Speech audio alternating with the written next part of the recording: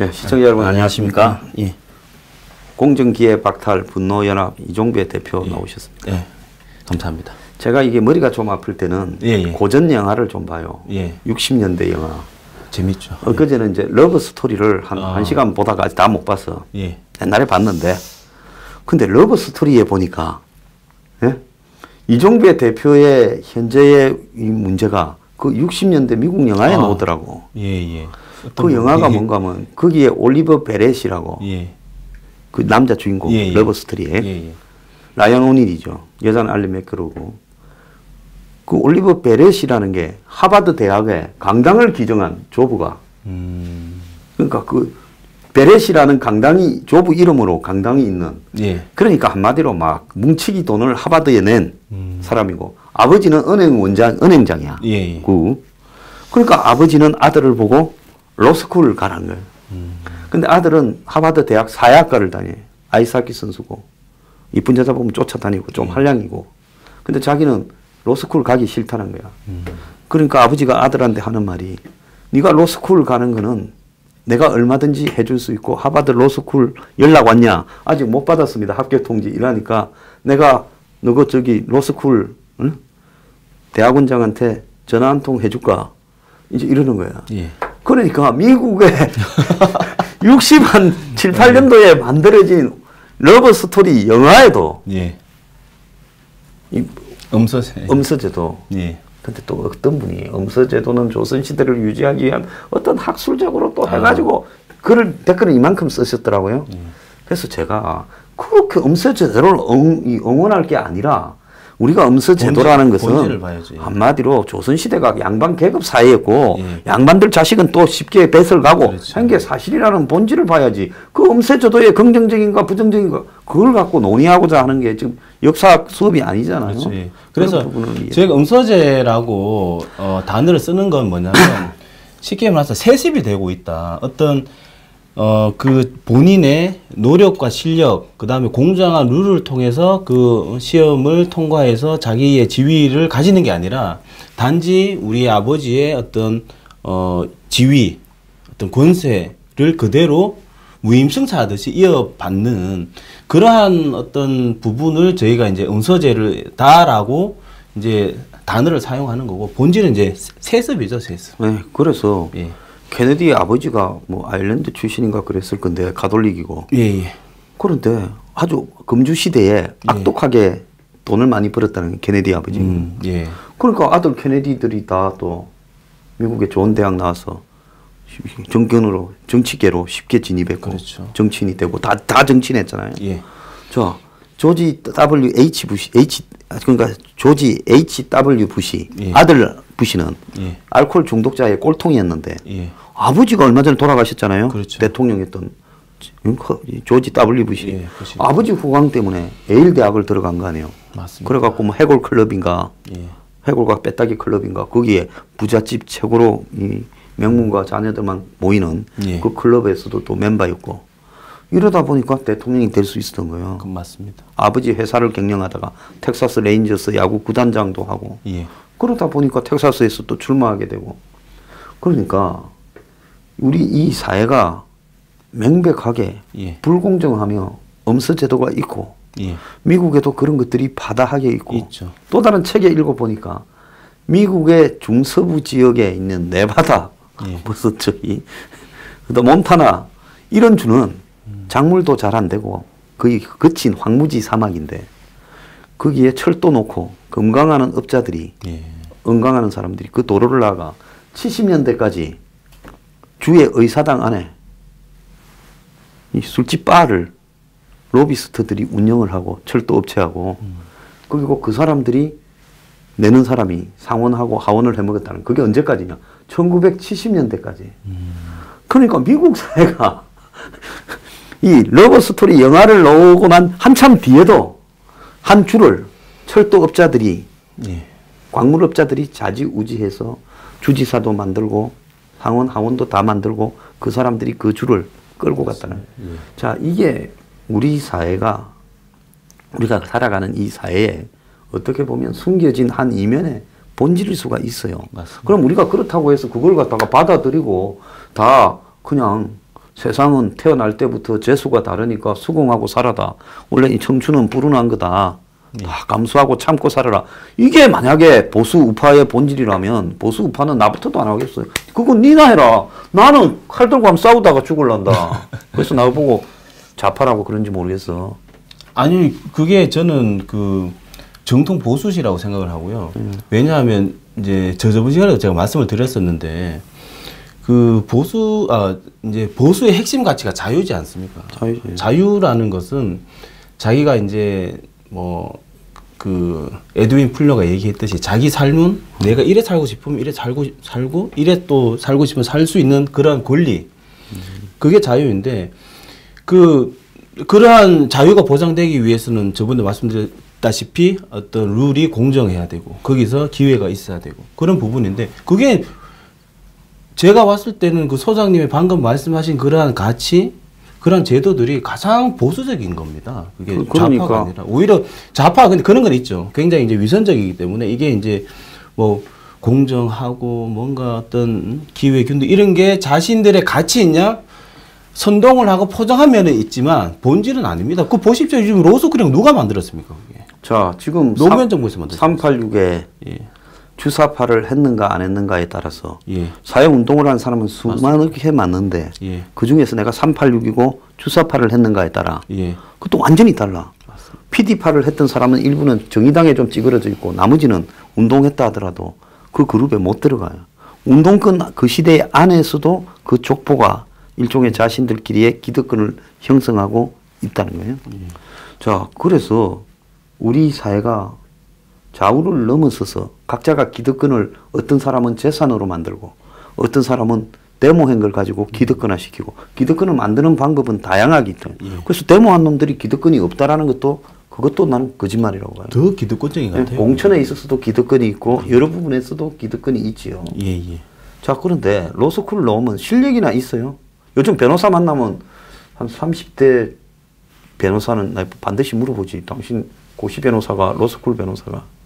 그렇죠. 그러면 대부분 로스쿨 변호사도만. 그래서 제가 저번에 이제 모임에도 이제 갔었다고 말씀드렸었는데 거기 이제 판사가 얘기를 하더라고요. 이게 최소한 변호사면 소장이라도 제대로 써야 되는 거 아니냐. 근데 로스쿨은 소장도 제대로 못 써가지고 막 틀리고 법리도 틀리고 조문도 제대로 못 쓰고 이런다는 겁니다. 직접 들었습니다. 그 정도이고 그리고 기사를 봐도 뭐 검사나 판사나 로스쿨 출신들 실력 없다고 큰일이라고 지금 우려를 하고 있고 로펌 같은 경우 있지 않습니까? 로펌 같은 경우에는 그 보통 사법시험 때는 로펌에 입사하면 다 연봉 받고 정상적으로 했었는데 워낙 실력 없는 로스쿨 출신들이 오니까 우리가 돈 받고 가르쳐야 되겠다 이런 소리까지 하고 이런 얘기까지 그제 양복점 사장님이 기술 가르치려면 예. 돈을 받고 가르친다고 생각하고 일맥상통한 그렇죠. 이야기. 사법시험 출신들은 딱 갖춰져가 나옵니다. 그 이제 사법연수원에서 또 실무적인 부분을 굉장히 배우잖아요. 그 얘기를 하더라고요. 그 얘기를 제가 이제 변호사랑 얘기를 하면서 이제 사법시험 출신 변호사가 얘기하는 게 사법시험이 우수한 이유 중에 하나가 그 교수가 부장 판사급인 거예요. 실무에 완전 통달한 분들이 사법연수원에 연수원에서 이제 가르치니까 그 사법연수원 2년 그 열심히 정말 그 코피나게 공부를 하고 2년 후에 딱 사회에 이제 법조인으로 나오니까 실력이 이제 갖춰진 상태에서 나오니까 로펌에서 바로 쓰면 되는데 로스쿨 출신들 같은 경우에는 다 가르쳐야 되는 거 돈 받고 가르쳐야 된다 이렇게 얘기를 하고 있고 제가 이게 왜 문제냐 하면요 그 변호사의 실력 그 다음에 판검사의 실력에 따라 그 법조인도요 어떤 법치라는 것도 판사의 판결 하나에 따라 사형받으면 목숨 날아가는 겁니다. 목숨이 날아갈 수도 있고 또 판결 하나에 그 재산이 몰수될 수도 있어요. 그 한 사람의 운명을 좌지우지할 수 있는 권한을 판사가 가지고 있기 때문에 적어도 그런 부분에서는 굉장하게 사회적 책임이 있는 거죠. 책임이 있고 중요합니다. 실력이라는 게 굉장히 중요한데 실력 없는 판검사가 그 판단 한번 법리적으로 판단 한번 잘못해가지고 그 피해는 고스란히 우리 국민들이 다 입고 되는 거예요. 그다음에 실제로 확률로 증명이 되는데 로스쿨이 부잣집 애들이 많이 들어가서 대대로 자기 아버지가 법조인이라서 나도 또 로스쿨 정치인이라서 들어간 이렇게 되었을 때 판결에 있어서도 어떤 특정한 신분이 예를 들어서 판사나 검사를 행성하게 되면 판결에도 영향을 미치는 거예요. 옛날에는 판사나 검사들 중에서 없는 집에서 개천에서 용나서 들어간 판사들 또 진짜 부잣집에서 붙은 판사들이 뒤섞여 있기 때문에 이런 부분에서 세상을 바라보면서 남에 대해서 재단하는 부분에 적어도 균형이 좀 유지되어 왔겠지만 이제는 완전히 그냥 그 카르텔이 형성되는 거예요. 그러면 그 사람이 세상을 보면서 자기 시각을 형성해서 선입견이 형성되어서 그 사람이 기소를 하거나 구형을 하거나 판결을 하게 되면 그것이 계급적으로 굉장히 한쪽으로 쏠려 있는 원사이드한 시각일 수 있어요. 변형될 수 있죠. 있고 그게 나는 매우 심각하다는데 아무도 그 고민을 안 하는 것 같더라고. 그렇죠.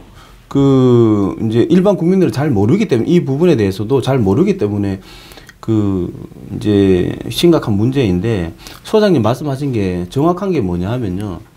그 첫째 이제 연수원에 가면 그 이제 몇 개 반이 있거든요. 반을 쭉 나눕니다. 반이 있으면 거기는 다 안배를 합니다. 뭐냐면 나이도 뭐 20대, 30대, 40대, 50대 나오고 출신 하고 대학도 뭐 이제 서울대 서울대부터 쭉쭉 하고 다 섞어버리죠. 나이도 섞고 성별도 섞고 지역도 다 섞어버립니다.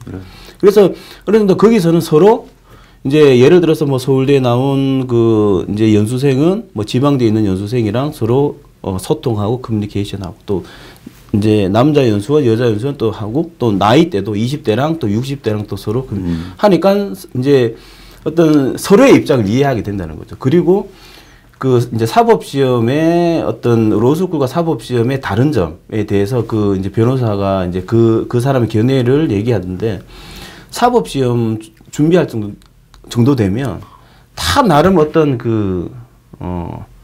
내가 낸데라는 자부심, 자존심 이런 게 센데 사법시험 그걸 한번 꺾어준다는 거예요. 왜냐하면 사법시험 준비하다 보면 정말 바닥까지 가거든요. 몇 번 떨어지면 두세 번 그렇죠. 떨어지면 사람 같지 않다라는 그래서 정말 그 하늘 찌르는 그런 어떤 자존감, 자부심이 그 있는 그러한 좀 어떻게 보면 오만한 그러한 이제 학생들을 저 바닥까지 한번 떨궈 놓고 이제 연수원 가고 하기 때문에 나름 어떤 그 사명감이 있다는 거예요. 법조인 정말 힘들게 공부해봤기 때문에 나름 사명감도 있고 어떤 법치주의에 대한 어떤 그런 정의감 같은 게 있고 한데 로스쿨 출신들은 그러한 과정 없이 기술자를 양성하는 거지 그냥 단순하게. 그리고 사법연수에는 교수들이 다 판검사들이 갔기 때문에 그 교수라는 사람들이 가지고 있는 자신의 경험을 이렇게 이 판사나 검사의 삶에 대한 경험을 전수를 해주잖아요. 그렇기 때문에 법조인으로서 일종의 경험 교육뿐만 아니라 인간 교육도 되는 부분이 있어요.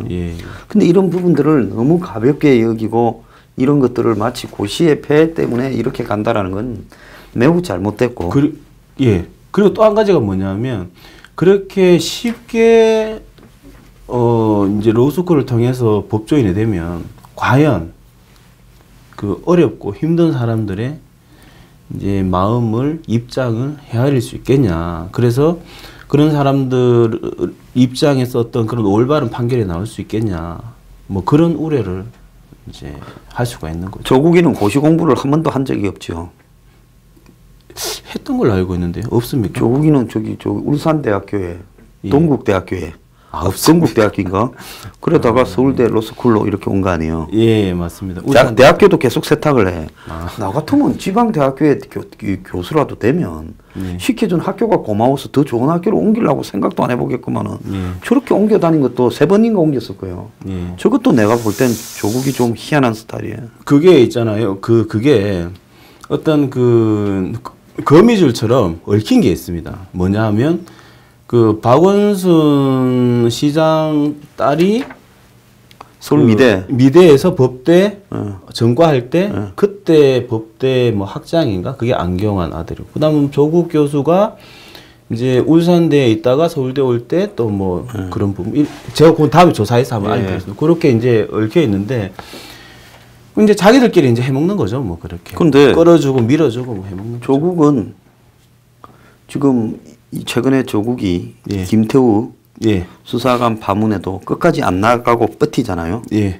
조국이 과거에 서울대 교수를 하면서 이 정치하는 뭐 폴리페시를 비판한 내용에 보면 지는 그걸 적용시킨다면 조국은 휴직계가 아니라 서울대 교수를 사표 내고 와야 되고 맞습니다. 또 이쯤 되면 지가 남한테 했던 말을 지한테 적용한다면 조국은 과감하게 문재인을 위해서라도 자기가 다 안고 사표를 내야 되는 거 아니에요? 쥐 밑에서 사고가 났으니까. 맞습니다. 그런데 저렇게 버티는 모습을 보면서 저 사람이 조국 아버지가 돈이 좀 있었다고 그래요. 뭐 건설업자인가 뭐 했다고.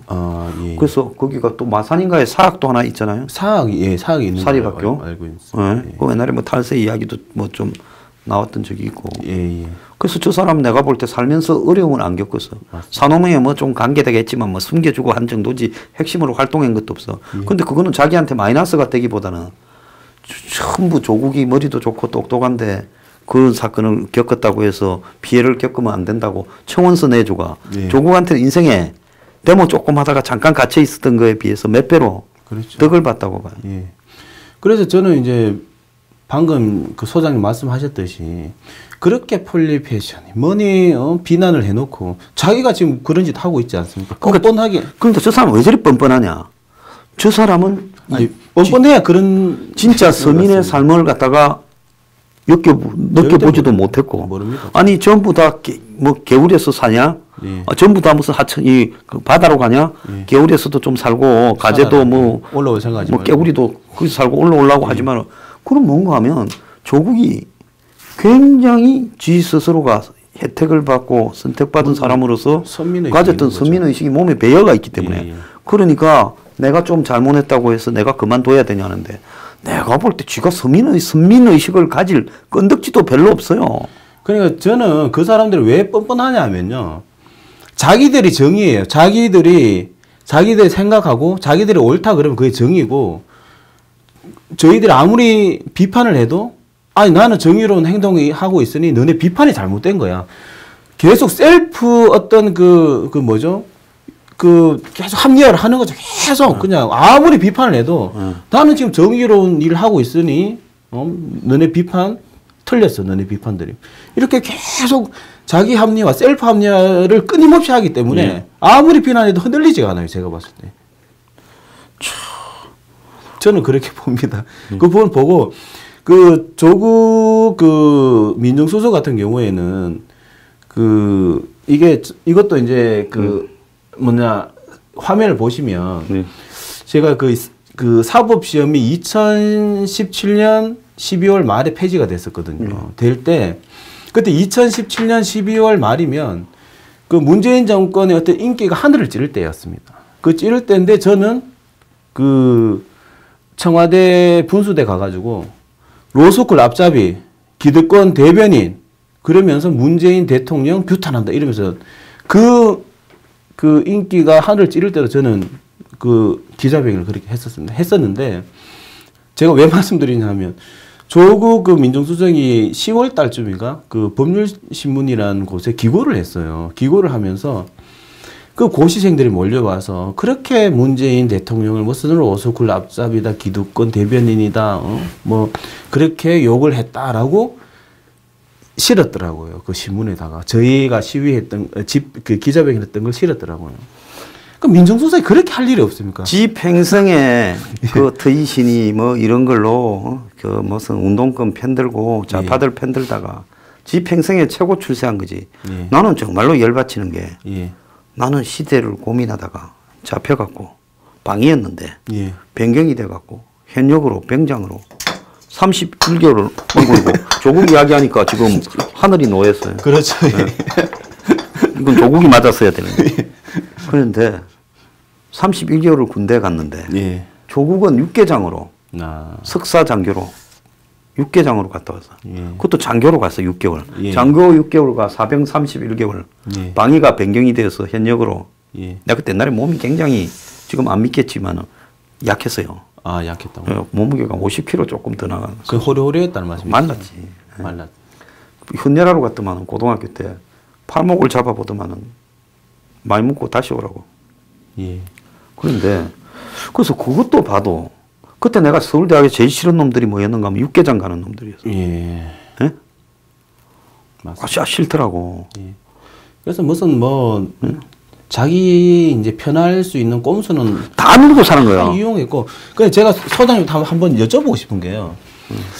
그 지금 조국 수석이 그 어떤 감찰반 그 민간의 사찰 관련해 가지고 직무유기 또 뭐 그런 걸로 해 가지고 고발을 당했거든요. 고발했죠. 한국당이 했잖아요. 예. 그럼 민정수석이라는 자리는 또 사정기관을 총괄하고 검찰도 사실상 지휘를 하지 않습니까? 사실상. 지휘하죠. 사실. 그러면 자기가 지휘하는 그 검찰에서 자기를 수사를 한다? 이게 제대로 수사가 될 수 있어요. 그래서 저는 민정수석 같은 사람을 수사하기 위해서 특검을 임명하는 거죠. 저거는 수사한다면 무조건 특검을 가야 되는 건데 한국당의 좀 멍청한 자들이 고발만 해놓고 그건 이 고발은 곧바로 특검 주장하고 같이 가야 되는 거예요. 저 수사가 될 수가 없어요. 더 위에서 지휘하는 사람이 어떻게 그러니까 그렇죠. 그래서 특검도 당연히 가야 되고 저는 이제 그 전에 단계로 이제 고발을 당했잖아요. 그러면 자기가 고발을 당했으면 딴 게 아니라 그만둬야 되는 거 아닙니까? 지금 현재 이런 논란이 된다면 그만두는 것을 만약에 끝까지 안 하려고 하면 문재인이 조국에 대해서 직위를 경질을 해. 중단을 하고 네가 가서 수사받아라. 조사받고 별 문제가 없으면 그때 내가 다시 너를 넣어줄게 하고 대행을 임명하는 이런 절차는 거쳐야 되죠. 그게 있어야 되는 거 아닙니까? 그리고 임종석이 보고를 받았다면 정상적이라면 이 정도에서 고발을 당한 비서실장을 지금 1년 한 반도 해서 야당이 무리한 걸 가지고 한 것도 아니고 그렇다면 이 문재인이 여기에 대해서 입장을 밝혀야 되죠. 그런데 뻔뻔하기가 전부 거기기 때문에 이 짓을 지금 하고 있다고 나는 봐요. 저는 도저히 이해가 안 되는 게 그 민정수석이라는 자리를 딱하니 지키면서 수사를 받겠다. 이게 말이 안 되지 않습니까? 조국은 지금 학교로 돌아갈 자격은 나는 상실했다 봐요. 왜? 자기가 법의 자의적 이렇게 운영을 이렇게 하면서 자신의 정적들을 적폐라고 하면서 뒷조사를 하고 이렇게 집어넣기 위해서 불법을 저질렀는데 저런 사람이 로스쿨로 돌아가서 대학원생들을 어떻게 가르치겠어요? 출마하지 않겠어요? 출마요? 근데 난 저 사람이 장관을 가지 않고 수석을 간 게 이유가 있다 봅니다. 청문회를 거치게 자신이 없었다는 본인이 언젠가 자기는 무슨 뭐 배설을 안 한다 이러면서 살짝 꼬리를 내리는 발언을 한 적이 있어 인터뷰에서. 근데 저 사람 한다면 출마하거나 안 그러면 검증이 되지 않는 수석이나 가지 저 사람이 나는 못할 거라고 봐요. 그래서 학교로 돌아가는 건 맞습니다. 학교로 돌아가는 건 말이 안 되고 만약 학교로 돌아간다 그러면 또 이제 고시생들 또 가서 이제 시위해야죠. 학교 돌아가는 건 후한무치한 그런 파렴치한 행동이라고 얼씬도 못하게 저희가 또 기자회견하고 뭐 집회하고 해야죠. 근데 저런 사람들 보면 우병우가 어렸을 때 대학 다니고 뭐 대학교 한 2학년 때나 됐나요? 고시가 굉장히 어릴 때 됐지 않아요? 그래서 동기들보다 나이가 한 7, 8살 어리잖아. 그러다 보니까 우병우가 또 부잣집의 장가도가 그 자가 아버지 강남에 테라노 땅 부자잖아. 그러니까 부잣집의 장가도가 눈에 보이는 게 없었지. 우병우가. 그러니까 온몸이 다 시 건방짐으로 무장이 되지 않았겠어요? 자, 그러다가 박 정권에서 민정비서관으로 가게 되니 그때부터 비서관이 아니라 사실상 비서실장보다 우회가 됐고 그러면서 그걸 가지고 모든 걸 저 사람한테 일 잘하고 잘 통제한다고 맡기다 보니 박 정권이 막판에 길을 찾지 못하고 저렇게 됐는데 문 정권을 잡아먹는 사람은 내가 볼 때 조국이 될 가능성이 임종석이하고 둘이서 그래서 일리 있는 말씀이십니다. 안 바꾸는 게 좋을 수도 있어요. 아, 그랬습니까? 그래서 전산 빨리 바꿀까봐 걱정. 그래, 저희는 이제 뭐 그런 정치적인 부분이 바꾸면 있지만. 학교로 가는 게 아니라 또 다른 대학으로 한 번 더 옮겨가야지. 예. 감옥 갈 가능성이 없을까요? 너무 센 발언입니까? 아니, 또 다른 대학. 예. 아, 또 다른 학교. 서울대학보다 더 좋은 대학에 가서 예. 이렇게 모셔야지. 이런 발언하면 가짜뉴스로 되나요? 아니, 그런 건 아니죠. 아니, 제 의견을 조사하는 우리 의견인데 뭐 가짜뉴스요. 예, 그리고 거기서 공부를 좀 해야죠. 예. 수양을. 아니, 왜냐하면 너무 잡아넣으니까 또 잡아넣다 보면 자기도 갈 수도 있거든요. 제가 봤을 때는. 원래 예. 이 지손에 칼을 묻히면 예. 또 언젠가는 일본 야쿠자 영화나 미국 마피아 영화에 보면 핵심은 많이 잡은 놈은 나중에 또 칼 맞는 게 그 핵심이에요. 예. 자, 마지막에 의학전문대학원 이야기 좀 또 하십시다. 예, 예. 근데 의사들은 이거 문제를 제기 안 하고 입을 다 쳐닫고 있어요. 서남대 공공의료 그러니까 공공의학전문대학원. 예. 그래서 이제 그 부분도 안 그래도 이제 최대집 그 회장님한테 요즘 회장이 있어요. 어디 갔나? 모르겠습니다. 그 회장님 한번 말씀 한번 들어봐야 되겠어요. 이거 알지요. 예. 그런데 그나마 어떤 게 있냐면 의사들은 그 로스쿨과 다른 점이 뭐냐면요. 첫째는 뭐냐면 이제 의학전문대학원은 100% 의사들이 교수입니다. 거기는. 그런데 로스쿨은 그 사시 출신 말고. 아니 이제 그런 문제를 떠나가 예. 의대를 가려면 시험을 쳐서 그렇죠. 매우 어려운 한국에서 제일 어려운 시험을 통과해야 의대를 가잖아요. 그런데 여기 공공의료대학원이라는 서남대 거기는 지사들이나 단체장이 추천한다잖아요. 그러니까요. 그게 이제 문제죠. 그러니까 자신들이 그 어려운 길을 통과해서 가는 걸 어떤 사람들은 엄서로 가려고 할 수도 있는데 예. 거기에 대해서 어떻게 의사들이 말을 안 하고 의사협회 회장이 침묵을 지키고 있냐는 거예요. 맞습니다. 그래서 의사협회 회장이 보면 원격의료, 문재인케어, 공공의료전문대학원 지금 의사들의 권익이 요 근래 몇십 년간 침해되지 않던 영역들이 다 침해되고 있는데도 요즘은 머리는 삭발 안 하고 있어요? 삭발 좀 자랐을 것 같습니다. 머리가. 벌써 한 서너 분은 깎아도 깎아야 될 것 같구만. 저는 우리 방송에도 의사분들 나와서 방송도 하고 하지만은 의사분들이 자기 직업의식이 이래서는 안 된다고 맞습니다. 봐요. 매우 잘못됐고요. 이거 서남대에 대해서 말하는 의사가 없어. 아니 좀 잘못됐지만 나는 왜 나서야 되냐. 이거는 맹세기 의사가 되는 과정에서 불법성을 저지르는 부분인데 예. 그런 부분에 대해서 의사단체들이나 의사들이 말을 하지 않으면 누가 해야 돼요? 이거 왜 내가 흥분하노? 내가 의사협회 사무총장이가. 근데 이게 흥분도 하시고 저도 지금 열받고 굉장히 심각하게 바라볼 수밖에 없는 이유가 뭐냐면 의사 같은 경우에는 생명을 다루는 직업 아닙니까? 그러면 그러면 이렇게 뒷구멍으로 돌팔이 만들면 절대 안 됩니다. 이게. 아니 칼 잘 써서 한다면 조폭들 시켜가 의사 시키지. 그렇죠. 그렇잖아요. 예. 그 의사들 공부하려면 책이 전부 영문부터 시작해서 이만큼 두꺼운 책들을 보면서 연구를 하고 실습하고 그래서 되는 건데 그 실력 안 되는 놈들이 그게 감당이 되냐는 말이야. 그렇죠. 예. 대학교 다닐 땐 전공도 안 했던 놈들이. 그래서 도지사 그래서 그러한 어떤 어려운 그 의사 과정을 이겨내고 의사가 되기까지 어느 정도 그 대학에서 입학할 때부터 검증을 하는 거죠. 사실상 우리나라 인재들을 이제 의대로 많이 이제 가는데 이 공공의료 같은 경우 이런 식으로 해버리면 정말 수준도 안 되는 애들 가가지고 돌팔이 의사 그래 나오면 그 피해는 국민들이 다 입는 거죠. 이게. 자, 우리는 막 이까지만 이야기하고 나머지는 의사들이 알아서 하라 합시다. 아닙니다. 최대집 회장님. 아니요. 최대집 회장님 좀 이따가 이종계 대표가 간다니까요. 이 서남대 그 공공의료 전문대학원 저거 어떻게 할 건지 그것도 이야기 좀 해보길 바래요. 예, 제가 그 의사가 나서면 이건 이제 무산시킬 수도 있을 겁니다. 제가 봤을 때. 근데 지금 뭐 거의 다 밀어붙이고 있는데 학교 어디 이제 입학생도 이번에 뽑았을 걸.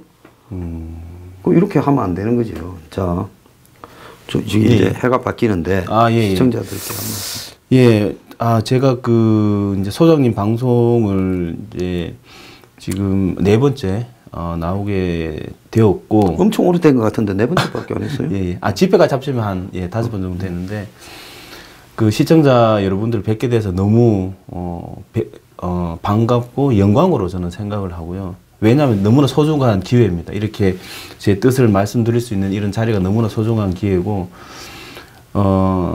저는 이 방송 보시는 분들은 정말 나라 걱정하시는 분들이라고 저는 생각합니다. 왜냐하면 이게 뭐 재미로 보시는 것도 아니고 심심해서 보시는 것도 아니고 뭔가 이러한 난국에 소장님께 지혜를 빌리고자 이렇게 이제 방송을 이제 시간을 쪼개서 방송을 보신다고 저는 그렇게 생각을 합니다. 그래서 저도 여기 출연자의 한 사람으로서 너무 감사드리고, 그러한 저는 결론적으로 잘 될 거라고 저는 생각을 합니다. 잘 될 거라고 생각하기 때문에 이제 소장님과 그리고 시청자 여러분들과 이렇게 또 저도 미력하게 남아 도움이 될 수 있으면 그렇게 해가지고 반드시 이제 우리나라가 다시 일어서고 우리 국민들이 이제 행복할 수 있는 그런 세상이 저는 올 거라고 계속 이제 이렇게 힘 모아서 가면 올 거라고 생각을 하고, 가정의 건강과 그리고 이제 내년에는 정말 하시는 일 다 잘 되시고 다 술술 풀리시고, 새해 복 많이 받으시기를 바랍니다. 감사합니다. 감사합니다. 저도 한마디 하자면 저는 지금 소변이 마려워서 이종배 대표가 간단히 이야기를 하면 빨리 화장실로 뛰어가야 되는데 이종배 대표가 아주 덕담을 이렇게 잘 해줬습니다. 항상 오고 항상 가는 해지만은 새해는 보다 공정하고 투명한 사회가 되는 그날까지 뉴스 브리핑은 이종배 대표님과 함께 열심히 노력하겠습니다. 새해 복 많이 받으십시오. 감사합니다.